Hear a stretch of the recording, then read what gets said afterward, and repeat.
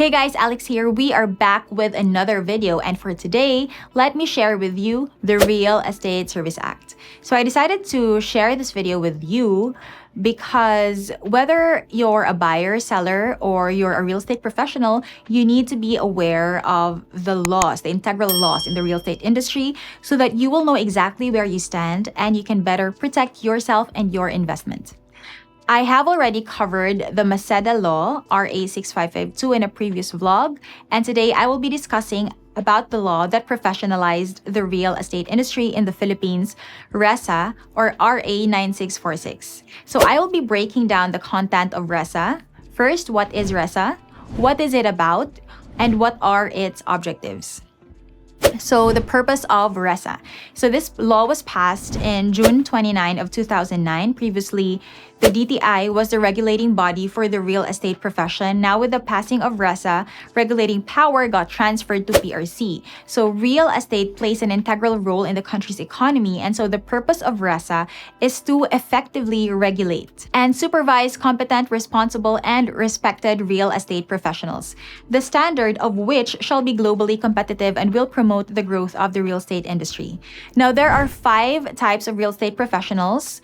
First is we have real estate broker, real estate salesperson, real estate appraiser, real estate assessor, and real estate consultant, which is the highest level of the real estate profession, because one of the requirements to become a consultant is you need at least 10 years experience as a broker or 5 years experience as an appraiser, on top of having to be a BS REM graduate.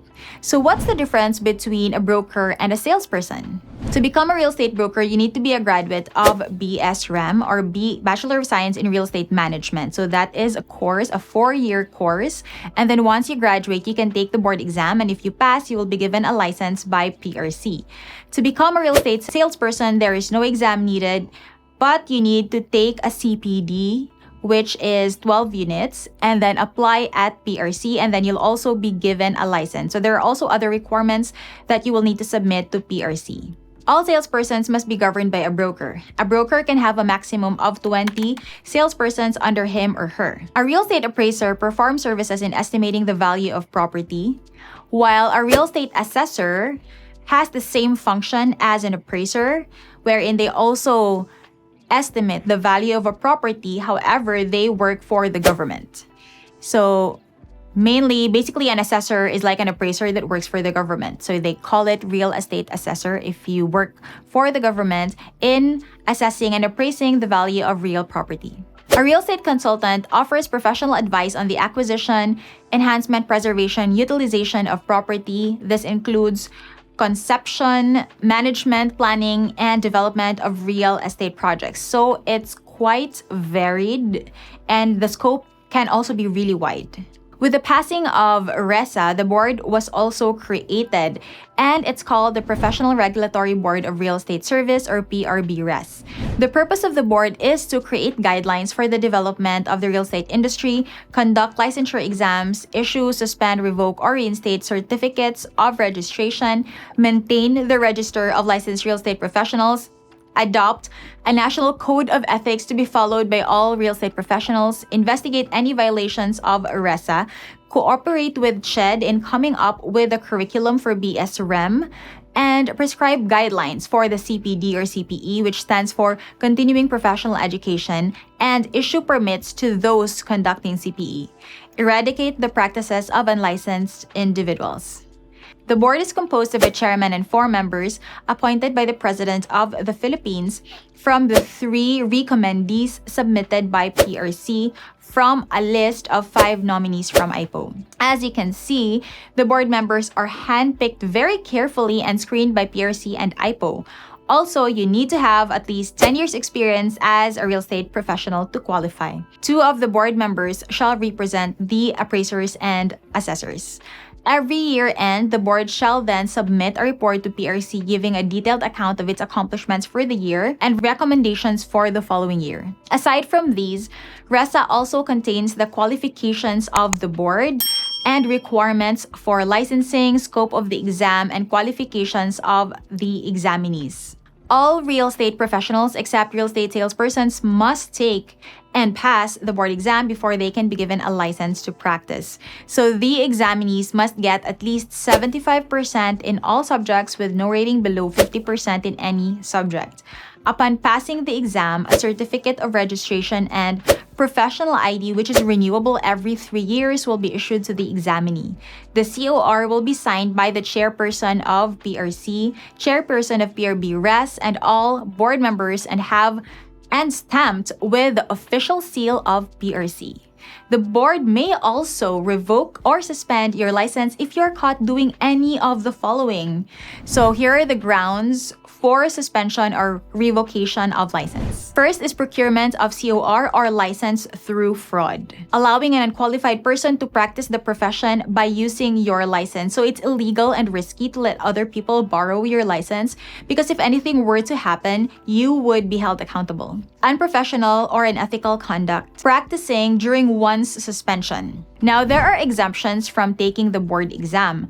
So those who on the date of effectivity of this act are already licensed real estate consultants, brokers, or appraisers by DTI, provided that they are in active practice, plus they have complied with the necessary CPE units as of RA 10912 CPD law. Assessors and appraisers who have been practicing for 5 years prior to the effectivity of this act hold permanent appointments and have passed the real property assessing officer exam conducted by the civil service. Assessors and appraisers who on the date of effectivity of this act hold permanent appointments and have at least 10 years experience plus have attended 120 hours of CPE. But take note, if you are exempted from the exam, you have a deadline because you will need to file within 2 years from the effectivity of this act. So since this was passed in 2009, your window was between 2009 to 2011. So if you haven't availed of the grandfather clause, it is now too late. Issuance of special or temporary permit. So the board may issue special or temporary permits to real estate practitioners from foreign countries whose services are urgently needed in the absence of local real estate service practitioners. The only time special permit is not needed by a foreign real estate practitioner is when he or she is a citizen of a country that's part of the Association of Southeast Asian Nations or ASEAN.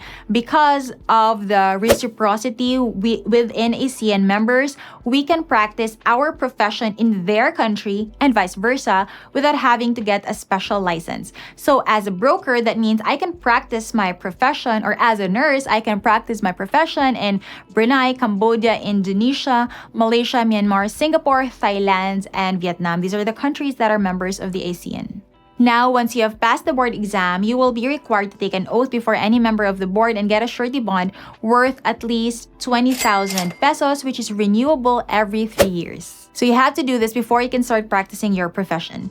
It is also very clearly stated in the RESA that unlicensed individuals are not allowed to practice the profession. Any violation of this act shall be given a penalty of 100,000 pesos or imprisonment of 2 years or both, depending on the court's discretion. If the violation is committed by an unlicensed individual, the penalty shall be double, meaning 4 years imprisonment or 200,000 pesos in penalty. So as you can see, if you are an unlicensed real estate professional, it would be very risky to practice the profession without a proper license, because you are just practicing the profession at your own risk. So it would be best to obtain a license as soon as possible and officially become a part of the profession. Now, as I mentioned in the beginning of this vlog, salespersons don't need to take an exam to be licensed, but they still have to meet the requirements set by PRC. So first, they need to have completed at least 2 years in college or have 72 units in their TOR. Be of good moral character and must not have been convicted of any crime and must have undergone 12 units of CPE. Real estate persons shall also need to be under the direct supervision and accountability of a real estate broker. So they themselves cannot be signatories to any written agreement in a real estate transaction. Their broker must always be the one to sign for them. In all documents signed or released by the broker, he or she must indicate the certificate of registration, PRC license number, PTR, accredited professional organization or APO number. And that's it for today's vlog on RESA. Hope you were able to learn something new today. And if you have any questions about this topic, or if you would like to add something about the Real Estate Service Act, please just comment in the comment section below, and I will see you in my next video.